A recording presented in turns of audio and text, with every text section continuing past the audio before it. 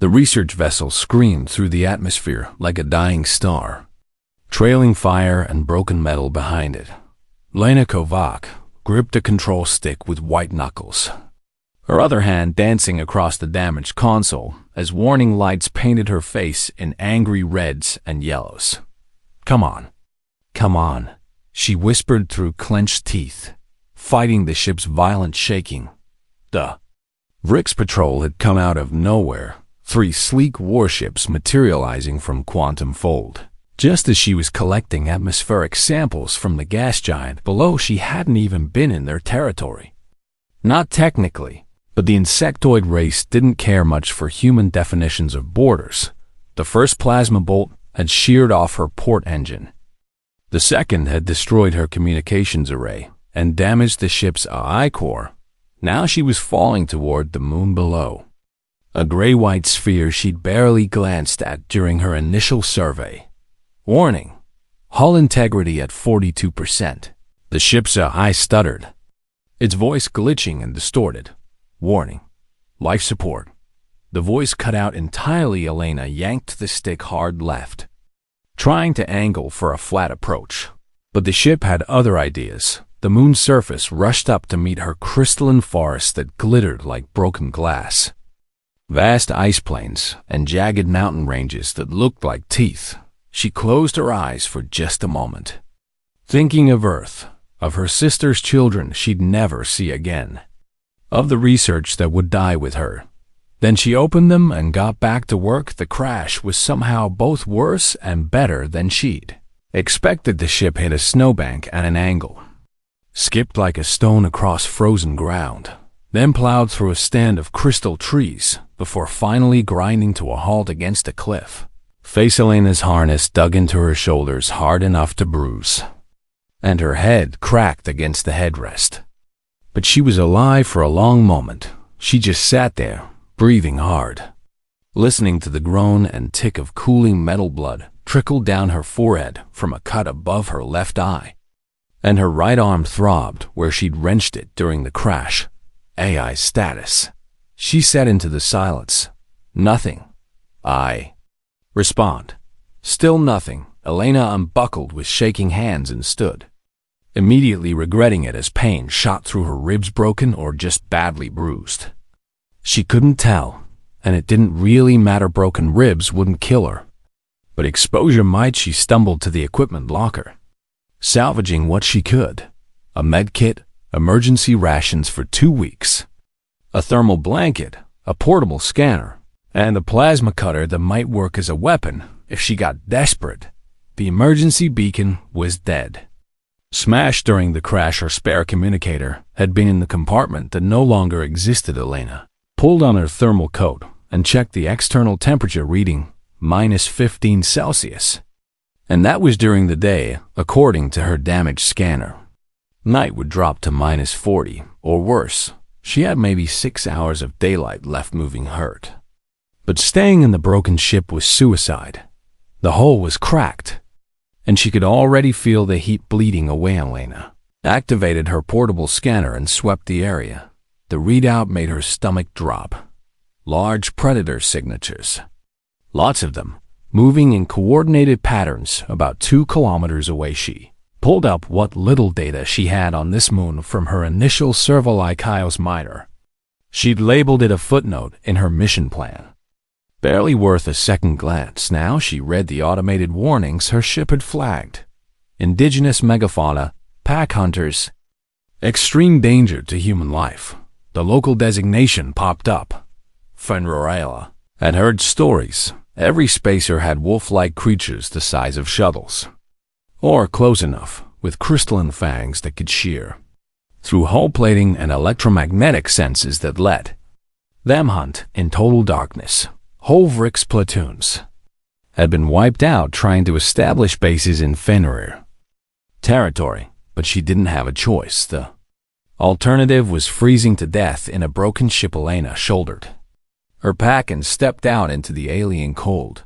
The air bit at her exposed skin immediately, and she pulled up her coat's hood, adjusting the breather mask to filter the low oxygen atmosphere.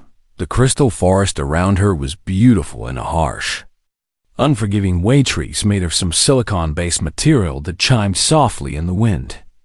Refracting the weak sunlight into rainbow patterns across the snow, she checked her scanner again. The predator signatures hadn't moved closer, but they formed a perimeter that she'd have to skirt around. Elena picked her way through the crash site. Heading toward a rocky outcropping she'd spotted from the air caves meant shelter. And shelter meant surviving the night. Her ribs screamed with every step. And the cut on her forehead had started to freeze, but she kept moving 2 hours later. As the sun began its rapid descent toward the horizon, she found it, a cave mouth hidden behind a curtain of crystal formations, large enough to stand in, deep enough to block the wind. Elena swept it with her scanner. No life signs inside. She let out a breath she hadn't known she was holding and stepped into the darkness. The cave extended back about 10 meters, widening into a chamber that still held some residual warmth from the day. Perfect. She was setting down her pack when her scanner beeped urgently. Elena froze, then slowly pulled it out. 3 small life signs, huddled together in the back of the cave. Partially hidden behind a rocky formation, her headlamp caught them a moment later. 3 creatures, each about the size of a large dog, covered in thick gray-white fur that blended almost perfectly with the stone. Their eyes reflected her light. Too many eyes, she thought wildly, before realizing each creature had 4 eyes arranged in pairs. Fenrir Pups, one of them whimpered, and Elena saw the wound on its flank, a deep gash that had crusted over with blood and ice. They were alone. She realized abandoned? Lost? Before she could decide what to do, her scanner screened the new warning. 5 large signatures, moving fast, converging on the cave. Elena spun toward the entrance and saw them, massive shapes flowing through the crystal forest like shadows, each one easily 3 meters tall at the shoulder, moving with deadly grace. Despite their size, the pack had returned, and she was standing in their den. Alpha reached the cave entrance first, and Elena got her first clear look at a full-grown Fenrir. It was magnificent and terrifying in equal measure, wolf-like but alien, with crystalline growths along its spine that pulsed with faint bioluminescence, 4 eyes that burned with intelligence, and jaws that could bite her in half without effort. Scars crisscrossed the Alpha's muzzle and shoulders. This was a survivor, a fighter. The creature's lips pulled back, revealing fangs like daggers. Behind Elena, the pups made small, desperate sounds. The Alpha's 4 eyes fixed on her, and Elena felt something strange, a tingling in her skull where her childhood injury had left her with a cybernetic implant. She was sensing something. Electromagnetic pulses, emotions maybe, or communication confusion. Threat assessment, protection. The Alpha took 1 step into the cave. Elena raised her hand slowly, showing she was unarmed, knowing it wouldn't matter, but she didn't run. Running would trigger the hunt, and she couldn't outrun death. Instead, she did something that surprised even herself. She knelt down, making herself smaller, less threatening, and opened her medkit. Wounded pup whimpered again. Elena looked at the Alpha, then at the pup, then back to the Alpha. She pulled out antibiotics and a dermal regenerator. The other 4 Fenrir had arrived now, filling the cave entrance, blocking any escape. Elena's hands shook, but she kept them steady enough to work. She moved slowly toward the wounded pup, every nerve screaming at her to run, to fight, to do anything but walk toward a baby predator while its family watched. The pup didn't resist when she examined the wound. It was too weak, too hurt. Elena cleaned the gash as gently as she could, applied the antibiotics, and sealed it with the regenerator. The pup's breathing eased almost immediately. Elena sat back on her heels and waited. The Alpha watched her for a long moment, those 4 eyes unblinking. Then, slowly, the massive creature settled onto its haunches at the cave entrance. Other adults retreated outside, but didn't leave. Night fell fast on Lycaios Minor, and with it came the killing cold. Elena pulled her thermal blanket around herself and huddled against the cave wall. As far from the pups as she could manage, her breath misted in the freezing air, and despite her coat and blanket, she could feel the cold seeping into her bones. The wounded pup moved first, crawling across the stone floor to press against her side. Then the other two followed, seeking warmth. Drawn by instinct, Elena knew she should push them away, maintain distance. But the cold was already making her drowsy.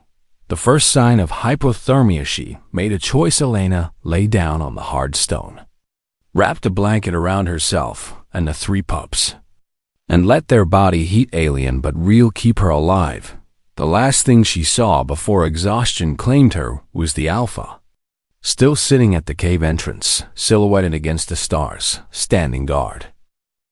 Dawn came slowly to Lakios Minor, painting the crystal forest in shades of pink and gold. Elena woke with a start, confused by the weight pressing against her sides and the warm breath on her face. For a moment she forgot where she was, forgot the crash, forgot everything. Then it all came rushing back. The three pups were still tucked against her, their thick fur rising and falling with each breath. And they'd kept her warm through the night, warm enough to survive. But what made Elena's heart stop was the sight at the cave entrance. The Alpha Fenrir lay across the opening like a living barricade, her massive body blocking the wind and the view of the outside world. She wasn't just guarding her pups anymore. She was guarding Elena too.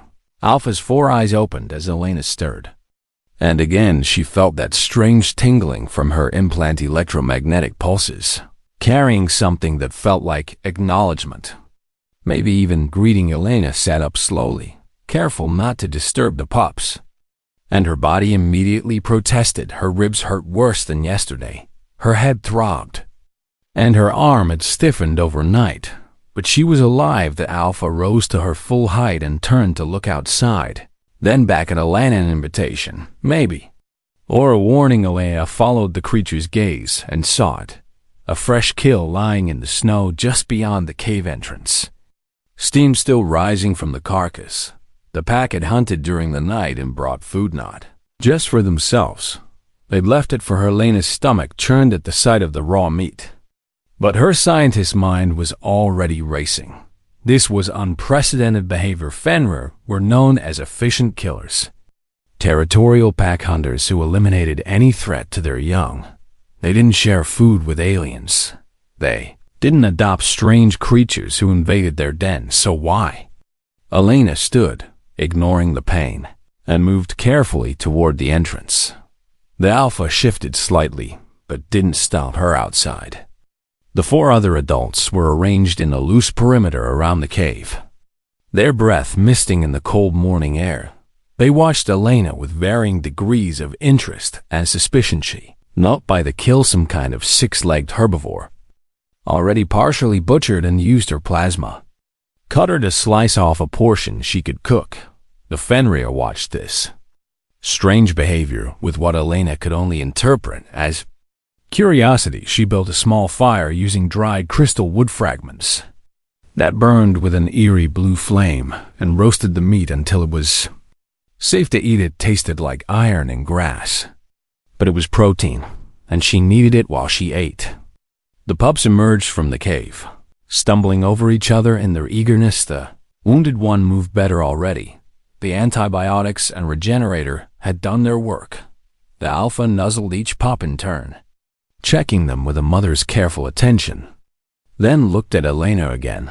That electromagnetic pulse, acknowledgement, maybe gratitude. Elena spent the morning observing the pack, falling back on her training as a xenobiologist, watched how they communicated through electromagnetic pulses she could barely sense, how they moved in coordinated patterns that spoke of intelligence and planning, how they took turns watching the pups while others rested. The Alpha Elena started thinking of her as Greymane, after the silver-gray coloring around her scarred muzzle never strayed far from the den. The other adults brought food, scouted the perimeter, and maintained watch. But Greymane stayed protecting what was hers, and somehow, impossibly, Elena had become part of that by midday. Elena's curiosity overcame her caution. She approached Greymane slowly, hands visible, moving the way she'd move around a nervous animal. Except Greymane wasn't an animal. Not in the way that word usually meant. The Alpha watched her approach. Those four eyes tracking every movement. Elena stopped a few meters away and sat down, and the snow Greymane tilted her head. A gesture so familiar it made Elena's chest tight. Then the Fenrir did something unexpected. She lowered her massive head and pushed her muzzle toward Elena's outstretched hand. The contact sent a jolt through Elena's implant, a flood of electromagnetic information she couldn't fully parse, but she felt the emotions underneath: wariness, curiosity, and something that felt almost like recognition. Elena touched the scarred muzzle gently, feeling the crystalline growths that ran along the Fenrir's jaw. They were warm, pulsing with faint energy. "You're alone too, aren't you?"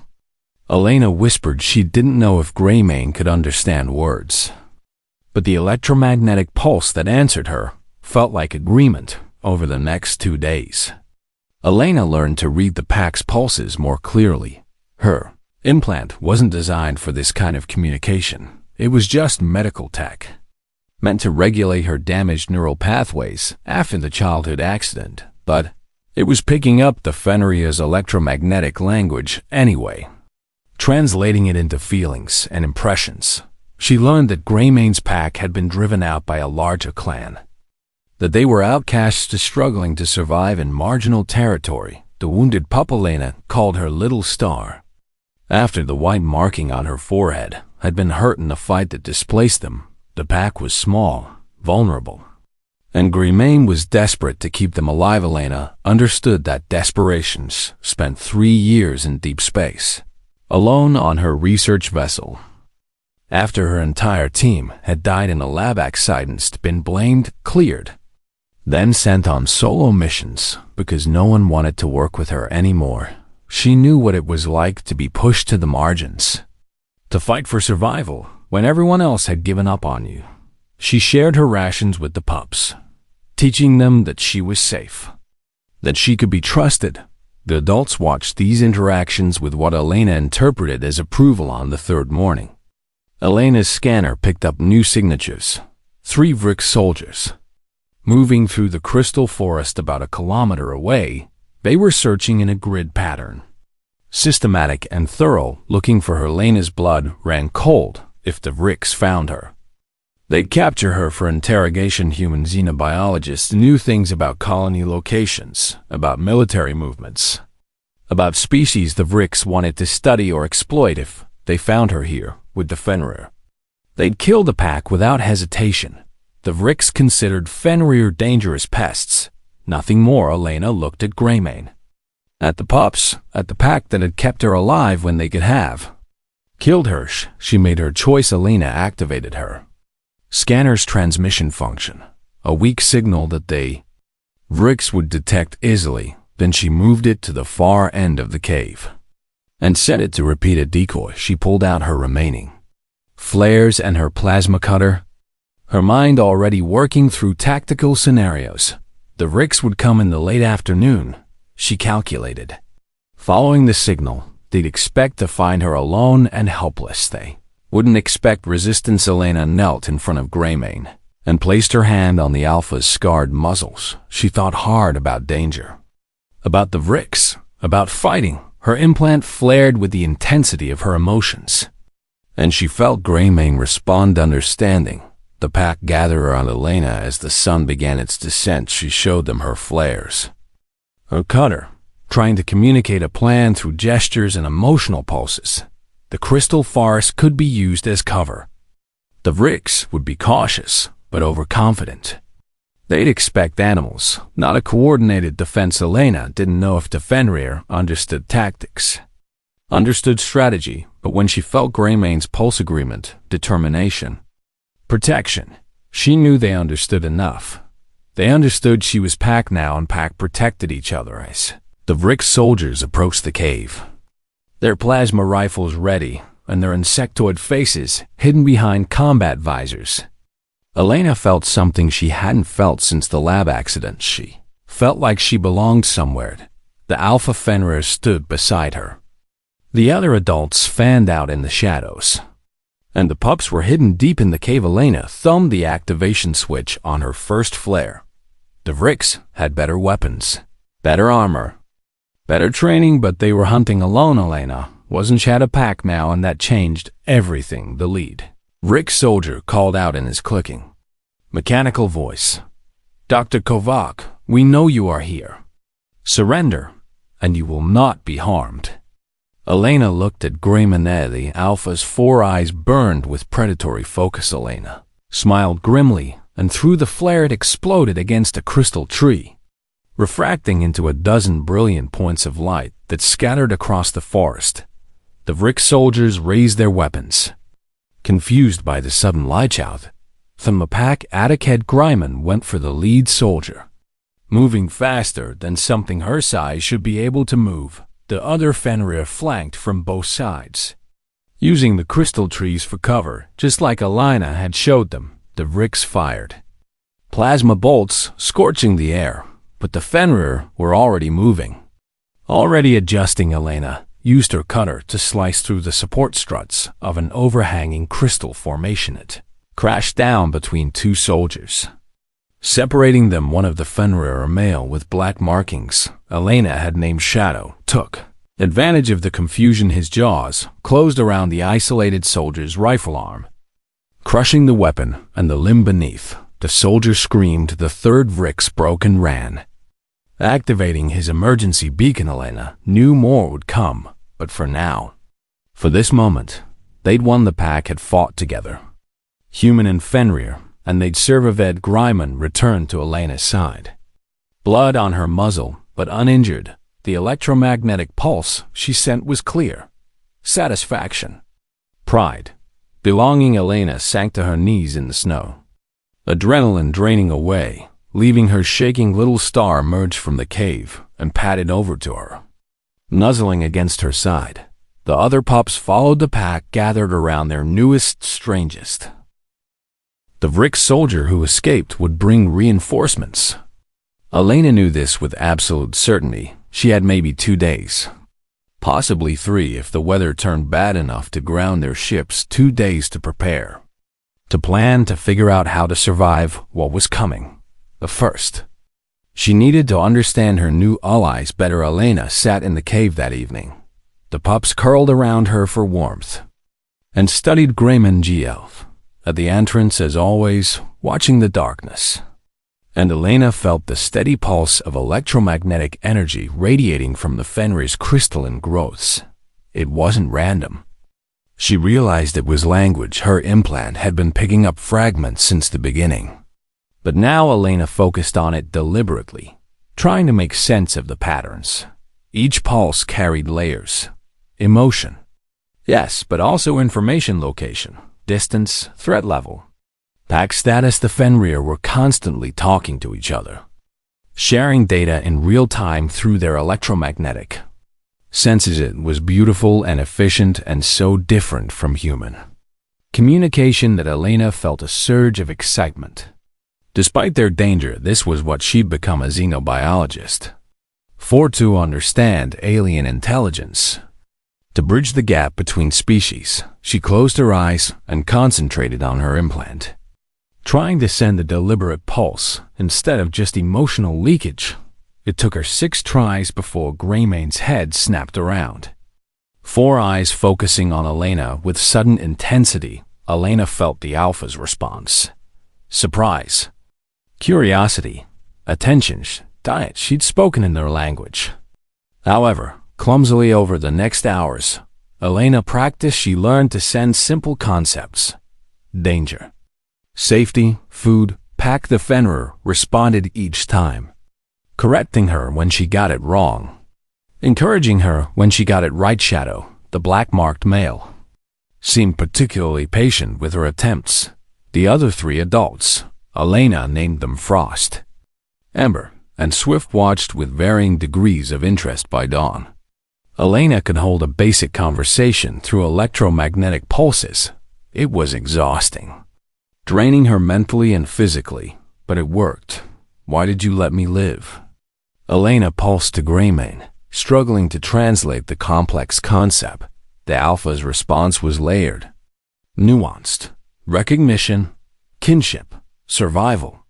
Pack bonding shed seen something in Elena that first night. Another mother protector trying to keep young ones safe. Another outcast fighting impossible odds. The Fenrir didn't view species the way humans or Vrix did. They saw Pack and not Pack. Elena had shown herself to be Pack. More Vrix coming. Elena pulsed, trying to convey numbers and danger. Greyman's response was grim acknowledgement. The Pack knew they'd smelled the equipment the dead soldiers carried, tasted their blood, and understood what it meant. More hunters would come. Need help. Elena pulsed, then struggled to explain her idea. She'd been thinking about the other Fenrir packs in the region. The ones her scanner had detected if Greymane's pack was outcasts. Maybe they could find allies among the others. Maybe facing a common enemy, the Vrix, who'd killed thousands of Fenrir over the years, could unite them. Greymane's response was complicated. Doubt. Old wounds. Territorial conflict. The pack that drove them out was led by a brutal alpha who'd killed Greymane's mate. There was no alliance possible there. But there were other packs. Smaller ones, also struggling in the margins. Maybe. Greymane pulsed. Maybe they would listen. Elena spent the morning working on a plan while the pack hunted. She used her limited tech to analyze the Vrix equipment they'd captured. The soldiers' rifles were biometrically locked. Useless to her, but their scanners and communicators still worked. She hacked into the communicator's memory easier than it should have been, which told her these were regular patrol soldiers, not elite troops. The stored data showed Vrix operations in the region, mining facilities, patrol routes, extraction schedules, and something else, a standing order to eliminate. Fenrir packs on site. The Vrix weren't just hunting Elena. They were planning to clear the entire moon. Elena felt cold anger settle in her chest. Vrix saw this world as theirs for the taking. Saw the Fenrir as obstacles to be removed. They'd done this before on a dozen other worlds, wiping out indigenous species to make room for their colonies. Not this time. Elena thought not if she could help it. When Greymane returned with the pack, Elena showed her what she'd found. The Alpha couldn't read human displays, but she understood the electromagnetic pulse Elena sent. Danger to all packs, extermination. Vrix expansion. Greyman's response was a howl that echoed through the crystal forest. It wasn't just sound, it was electromagnetic. A pulse so powerful that Elena's implant overloaded for a moment. The other Fenrir took up the call, their combined howl creating a wave of energy that rippled outward through the crystalline trees. The trees themselves amplified the signal, their silicon-based structure acting like antennas. Elena felt answering pulses from distant packs. Acknowledgement. Question. Warren S. Greymane was calling them. Sharing the danger.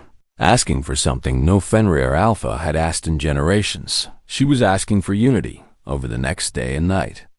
They came first. Arrived a small pack of 3 adults and 5 pups, led by a young alpha Greymane called Red-Eye for his distinctive coloring. They were cautious, submissive to Greymane, but clearly afraid. Elena pulsed greeting and shared food from her rations, showing she was pack, showing she could be trusted. Then came a larger pack. 7 adults led by an old female covered in scars. Greymane and the old alpha stone fang circled each other warily, electromagnetic pulses flying between them too fast for Elena to follow whatever was said. It ended with Stone Fang settling near the cave, accepting temporary alliance. More came through the night. Outcasts, young packs, groups displaced by stronger clans by morning. 23 adult Fenrir and nearly 30 pups surrounded the cave. Elena stood among them and felt the weight of what she'd started. These creatures trusted Greymane, and Greymane trusted her. If her plan failed, if the Vrix overwhelmed them, all these packs would die. But if they succeeded, if they could show that cooperation between species was possible, that Fenrir were intelligent allies and not just dangerous predators, everything could. Change Elena shared her plan through electromagnetic pulses, using Greymane to amplify and translate for the other alphas.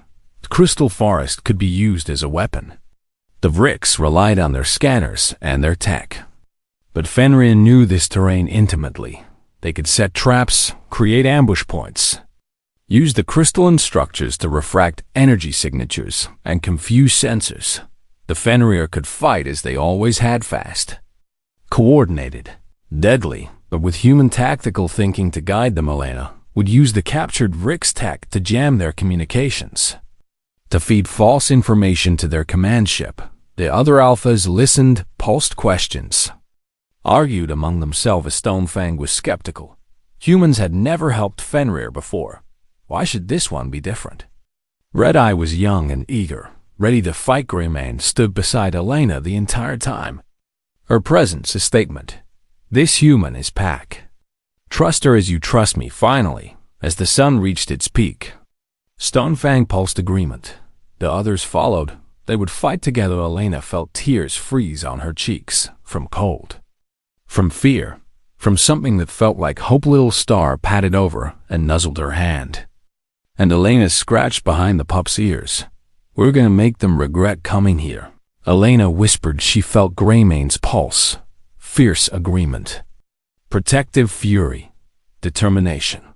The Alpha's 4 eyes gleamed in the pale sunlight. That afternoon, Elena's captured scanner picked up the Vrix return 2 gunships. 20 soldiers, heavy weapons. They were coming to recover their dead and capture the human who'd embarrassed them. They were coming to exterminate the Fenrir packs that had dared to fight back. What they didn't know was that they were walking into a trap. Elena and the Fenrir spent the remaining hours preparing. They positioned packs at key points throughout the crystal forest. Using Elena's tactical knowledge and the Fenrir's intimate understanding of terrain, they set up her flares and the few remaining tech devices she had as decoys and distractions. Elena rigged the captured communicator to broadcast false coordinates, drawing the Vrix into a killing ground. The Pups were hidden in deep caves, guarded by the oldest and youngest adults. Everyone else was ready to fight. As dusk fell, Elena stood beside Greymane on a ridge overlooking the valley. The Vrix gunships descended through the atmosphere, their running lights cutting through the gloom. 23 adult Fenrir waited in the shadows, their electromagnetic pulses linked in a network of shared awareness, and one human stood with them, her implant translating, coordinating, bridging 2 species that should have been enemies but had chosen to be Pack for survival. Elena pulsed to the assembled Fenrir. The response was a chorus. For Pack, the gunships landed, and soldiers poured out. Weapons ready, they spread out in standard formation, expecting resistance but confident in their superior firepower. They didn't see the Fenrir until it was too late. Greymane's howl split the night-half sound, half electromagnetic battle cry, and the crystal forest came alive with hunters. Elena watched from her position as the plan unfolded. Fenrir hit the Vrix from 3 sides at once, fast and coordinated, using the crystal trees for cover exactly as she taught them. Shadow and his pack took out the gunship sensors, their powerful jaws crushing delicate equipment. Fang's experienced fighters engaged the soldiers directly, keeping them pinned while younger packs flanked. Elena triggered her flares and decoys, creating chaos, jamming. Elena worked through the night, her fingers flying across the captured Vrix communicator, while Greymane watched over her shoulder. The Alpha couldn't understand the technology, but she sensed Elena's intense focus and kept the other Fenrir quiet and away from the cave. What Elena was attempting was dangerous, possibly suicidal, but it was the only path forward she could see. Vrix operated on rigid hierarchies and strict protocols. She'd learned that much from studying their equipment and communications. Every patrol reported to a command structure. Every loss was documented. Every decision flowed from authority. If she could hack into their network, She could send a message up the chain, and if she sent the right message, she might buy them time. Her fingers cramped as she worked, bypassing security protocols that would have been impenetrable if these had been military-grade systems. But these were just patrol units, frontier soldiers, and their encryption was good, but not perfect. After 6 hours of work, she was in. Elena hesitated, her finger hovering over the transmit button. Once she sent this, there was no going back. She looked at little Star, sleeping peacefully with the other pups in the corner of the cave. She looked at Greymane, standing guard as she had every night since they'd met. She pressed transmit. The message was simple. A distress call from the surviving patrol, claiming they'd encountered not just Fenrir, but an organized resistance, possibly backed by human military forces, requesting immediate ceasefire and diplomatic contact. Elena embedded fake data showing multiple human signatures, fabricated evidence of a classified research station.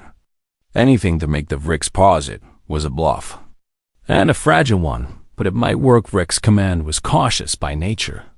They didn't take unnecessary risks, didn't commit forces without proper intelligence.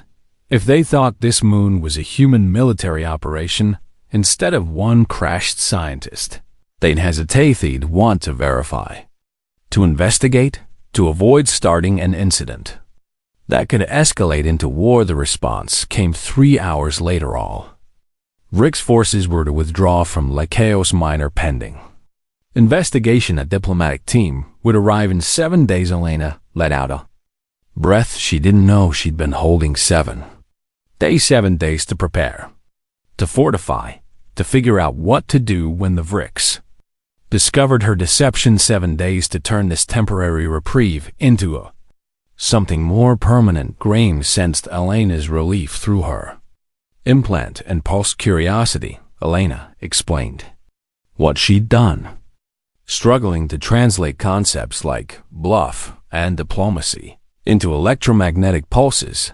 The Alpha's response was layered: confusion at human deception, respect for the tactic, concern about what came next.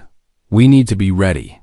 Elena pulsed back. Over the next days, Elena and the Fenrir transformed their territory. The pack spread out, establishing defensive positions throughout the Crystal Forest. Elena used the captured Vrix scanner to map optimal ambush points, escape routes, and fallback positions. She taught the Alphas basic tactical concepts: fields of fire, pincer movements, feints, and withdrawals. The Fenrir learned quickly. They already understood pack hunting tactics, and Elena was just adapting those instincts to fighting soldiers instead of prey. But more importantly, Elena documented everything. She used her own damaged equipment and salvaged Vrix tech to record the Fenrir, their intelligence, their complex social structures, their electromagnetic communication. She recorded Stonefang teaching younger Alphas hunting strategies through electromagnetic pulses. She recorded Red Eye's pack working together to bring down a massive ice crawler, their coordination precise as any military unit. She recorded Greymane and her pups, showing the bonds between parents and children, the care and education that proved Fenrir were more than animals. This evidence would be her real weapon when the Vrix returned on the 4th day. Something unexpected happened. Elena's scanner picked up a new signature approaching from orbit, not Vrix, but Humana, small courier ship, unmarked. Moving fast, Elena's heart raced as she watched it descend and land in the valley near her crash site. One person emerged, wearing a civilian environment suit, hands raised in a gesture of peace. Elena recognized the ship's configuration. It was from the Frontier Survey Corps, her old organization. They'd sent someone looking for her. Elena approached carefully, Greymane and Shadow flanking her. The visitor removed their helmet, revealing a woman in her 50s with gray-streaked hair and sharp eyes. "Dr. Kovac," the woman said, her voice carrying in the thin air. "I'm Director Sarah Chun from the Survey Corps.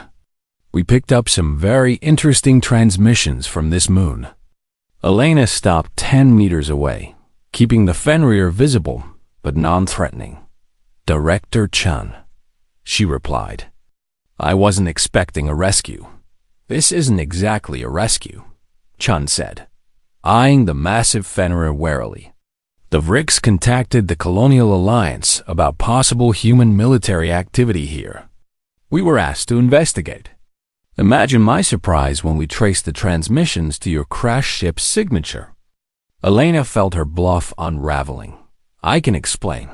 You'd better, Chun interrupted. Because right now, it looks like you've started an interspecies incident, faked military activity, and somehow allied yourself with the most dangerous predators in this sector. Elena took a breath and made her decision. Director, how much do you know about the Fenrir? They're pack predators. Extremely dangerous. Intelligence level uncertain. Why? Come with me, Elena said. I need to show you something over the next hours. Elena showed Director Chen everything. She demonstrated the electromagnetic communication. Letting Chun hear the pulses through a hastily rigged receiver, she introduced the director to Greymane, to the Pups, to the other alphas, showed her recordings of Fenrir behavior, their problem-solving, their culture, and she explained the Vrix plans to exterminate every pack on the Moonshun. Watched it all in silence. Her expression unreadable. Finally, she spoke. This is incredible. If verified, this proves the Fenrir are a sapient species. Under interspecies protection protocols, the Vrix don't care about protocols. Elena interrupted. They want this moon for mining. They see the Fenrir as pests. Then we make them care, Chun said firmly. Dr. Kovac, you've discovered a sapient species. Do you understand what that means? This changes everything.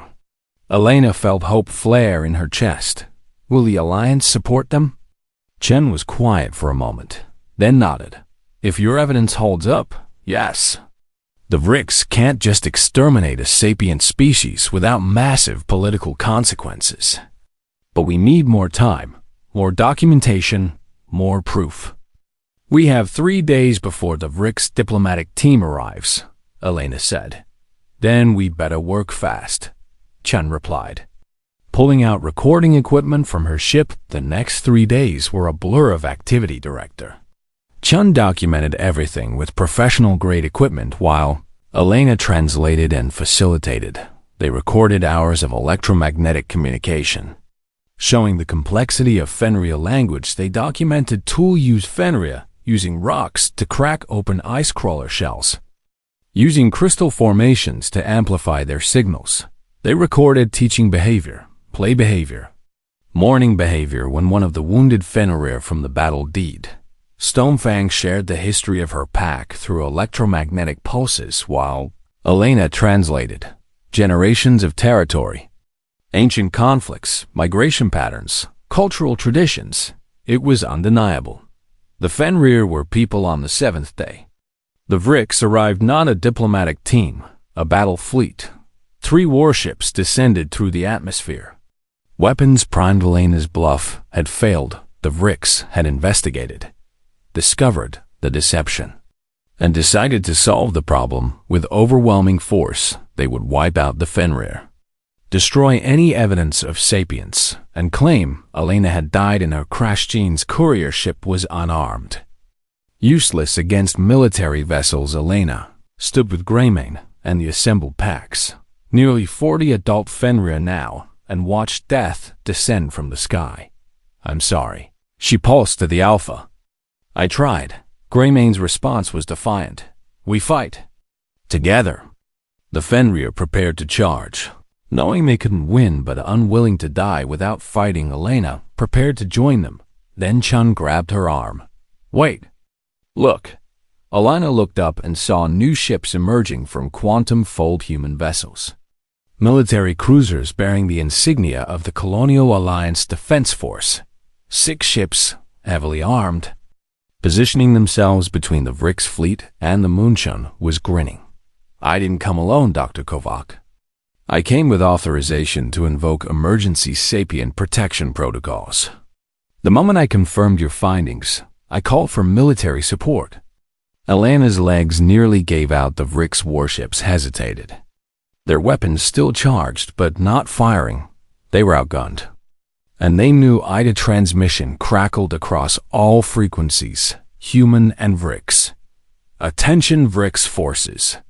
This moon is now under Colonial Alliance protection as home to the sapient Fenrir species. Any hostile action will be considered an act of war. Stand down immediately. The Vrix fleet held position for a long, tense minute. Then, slowly, they began to withdraw. Lena sank to her knees in the snow. Tears streaming down her face, Greymane nuzzled her shoulder. Pulsing confusion and relief. "We did it," Elena whispered, scratching the alpha behind her ears. "We actually did it." The other Fenrir gathered around, sensing the change in the situation. Understanding that the danger had passed, Little Star bounded over and knocked Elena flat. Licking her face with enthusiasm, Elena laughed. The sound carrying across the crystal forest. Director Chun stood nearby, recording it all. 6 months had passed since the Vrix fleet withdrew, and Lakias Minor looked different. Now the crystal forest still glittered in the pale sunlight, but now there were structures scattered among the trees. Research stations, medical facilities, communication hubs, human and Funria territory. Shared Elena stood on the ridge overlooking the main settlement, what the humans called Research Station Alpha and the Funria called, in their electromagnetic language, place where two packs meet. The translation still made her smile behind her. The permanent shelter she'd built hummed with power from fusion generators. The Colonial Alliance had provided. It was comfortable, warm, filled with advanced equipment for studying Fenrir language and culture. But Elena rarely slept there. Most nights, she still curled up in Greymane's den, surrounded by pups who'd grown large and strong over the past months. Little Star was nearly adult size now, her white forehead marking distinctive among her siblings. The wounded leg had healed completely, leaving only a faint scar that Elena touched sometimes, remembering a soft pulse of electromagnetic energy brushed against her implant. Greymane was approaching. Elena had gotten better at sensing the pulses. Practice and some modifications to her implant had expanded her range and sensitivity. She could almost hold full conversations now, though she still missed nuances that native Fenrir caught easily. "Good morning," Elena pulsed back, using the Fenrir greeting that translated roughly to "I see you in the light."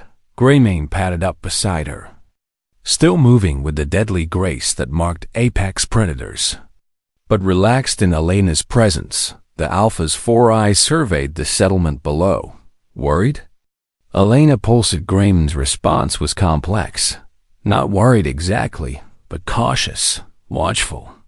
Protective change was happening fast, too fast for some of the older Fenrir to fully accept. Stonefang's pack had adapted well. The old Alpha, proving surprisingly flexible, her eye was enthusiastic. His young pack eagerly learning about humans, but other packs remained distant, wary of these strange two-legged creatures who talked in sounds instead of pulses. Elena understood their cautions.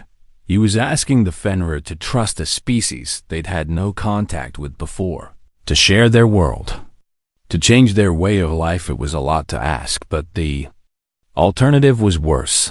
The Vrix had withdrawn but not given up.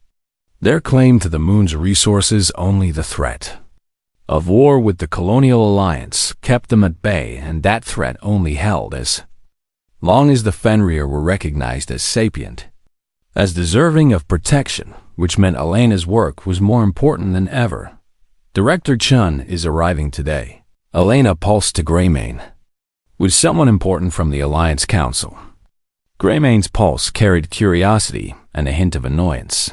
She didn't like when Elena had to spend time with human officials instead of with the pack. Elena scratched behind the Alpha's ears, earning a rumble of contentment. "I know," she said aloud, knowing Greymane couldn't understand words but responded to tone. "I'd rather stay here too." The truth was, Elena had been offered a dozen positions since first contact was confirmed. she could return to Earth as a hero. Head the new Xenolinguistics department at the University of New Geneva. Advise the Colonial Alliance on interspecies relations. Every offer came with prestige, comfort. Safety in every offer meant leaving Lacaios Minor, leaving the Pack Director Chun's shuttle touched down an hour later. Accompanied by a larger diplomatic vessel, Elena met them at the landing pad. Dressed in formal Survey Corps attire that felt stiff and uncomfortable after months in thermal field gear, Chen emerged first. Grinning as always, Dr. Kovac. "You clean up nicely." "Director," Elena replied, smiling despite her nervousness. "I wasn't expecting such an official visit. Wait until you meet my companion," Chun said. Stepping aside, the person who emerged from the diplomatic vessel was tall, dark-skinned, with the bearing of someone used to authority. Ambassador Marcus Webb. One of the Colonial Alliance's senior diplomats. Elena had seen him on news broadcasts, but never imagined she'd meet him. "Dr. Kovac," Webb said, extending his hand. "An honor. Your work here has been extraordinary." They shook hands, and Elena led them toward the main research station. Greiman followed at a distance, watching the newcomers with typical Fenrir wariness inside. Elena had prepared a presentation, 6 months of research documenting Fenrir intelligence, culture, social structure, as translated thousands of electromagnetic communications, mapped 300 distinct concepts in Fenrir language, documented tool use, problem solving. Art Fenrir arranged crystal formations in patterns that carried aesthetic and communicative meaning. Webb watched it all in silence, occasionally asking pointed questions that showed he understood the implications. When Elena finished, he sat back and regarded her seriously. "Dr. Kovac, the Colonial Alliance is prepared to offer formal recognition of the Fenris as sapient species with full rights under interspecies protection law." Elena felt relief flood through her. "That's wonderful. The Fenrir will—" "There are conditions," Webb interrupted gently. Elena's relief turned to wariness. "What kind of conditions?" "The Vrix are challenging our claim. They argue that the Fenrir lack the characteristics of true sapience: no written language, no technology, no cities or agriculture. They claim you've misinterpreted instinctive behaviors as intelligence." "That's ridiculous," Elena snapped. "I've documented. I know what you've documented," Webb said, "and I believe you. But in galactic politics, belief isn't enough. We need undeniable proof." "What kind of proof?" Webb leaned forward. "The Vrix have proposed a test. A formal demonstration of Fenrir sapience before a neutral council. If the Fenrir can demonstrate abstract reasoning, cultural transmission, and intentional communication, the Vrix will withdraw their claim." Elena felt her stomach drop. "And if they can't?" "Then the moon will be open to contested development. The Vrix will move in, and there's nothing we can do to stop them without starting a war." Elena looked at Director Chun, who nodded grimly. "I'm sorry, Elena. It's politics. We need this demonstration." Elena stood and walked to the window, looking out at the crystal forest where Fenrir moved through the trees. Hunting, playing, living. She thought about Greymane teaching her pups to hunt, using electromagnetic pulses to convey complex strategies. She thought about Stonefang sharing oral history, passing down knowledge from generation to generation. She thought about the artistic arrangements of crystals, each one carrying meaning and beauty. The Fenrir were people, but could she prove it to skeptics who didn't want to see? "When?" she asked quietly. 2 weeks, Webb replied. "The council will meet on Frontier Station 7. You'll present the Fenrir case. And the Fenrir themselves? We can transport 1 pack under quarantine protocols. They would need to demonstrate their intelligence directly." Elena turned back to face them. "I'll need to discuss this with the Alphas." "This isn't my decision alone." Webb looked surprised. "You're asking their permission?" "Of course I am," Elena said. "They're people. This is their future we're deciding." That evening, Elena called a gathering of the major pack, Alpha Grayman, Stonefang, Red-Eye, and 12 others assembled in a clearing near the main den. Elena stood in the center, her implant active, and explained the situation through electromagnetic pulses, the challenge from the bricks, the test, the stakes. The alphas pulsed among themselves, debating, arguing, sharing concerns. Stonefang was skeptical. Why should they prove themselves to species who tried to exterminate them? Red-Eye was eager. This was a chance to show the galaxy what Fenrir could. Dog remain was quiet, thoughtful, her pulses carrying weight that the others respected. Finally, the old alpha pulsed a question directly to Elena. If we fail this test, what happens to Pack? Elena forced herself to be honest. The Vrix will come. They'll drive you from your territory, maybe hunt you to extinction. I'll fight to prevent it, but without Alliance support, I don't know if I can stop them. Greymane's response was grim acknowledgement. Then, she pulsed to the assembled alphas. We fight! Not with teeth and claws, but with minds. We show them what Fenrir are. The other alphas pulsed agreement, one by one, even Stonefang. Grudgingly, Elena felt tears prick her eyes. Thank you, she pulsed. I won't let you down. Greymane's response was warm, familial. You are Pack. Pack does not fail Pack. The next 2 weeks were intense preparation. Elena worked with the alphas to design demonstrations that would prove Fenrir intelligence beyond doubt. They practiced abstract problem-solving tasks, showing how Fenrir could understand symbolic representations. They prepared cultural demonstrations. Stonefang would share oral history, while younger Fenrir would show how they learned and passed on knowledge. They created crystal art that would be presented to the council, each piece carrying layers of meaning in electromagnetic patterns that Elena would translate. Greymane's pack would make the journey to Frontier Station 7. It was decided after much debate. They were the first pack to bond with humans, the ones most comfortable with alien contact. Little Star and her siblings would come too, showing family bonds and education. The day of departure arrived cold and clear. Transport ship was large enough to accommodate the Fenrir comfortably, with environmental controls set to match Lakaios Miner's conditions. Elena watched as Greymane led her pack up the boarding ramp, their electromagnetic pulses carrying nervousness but determination. She followed them aboard, her few possessions packed in a single bag.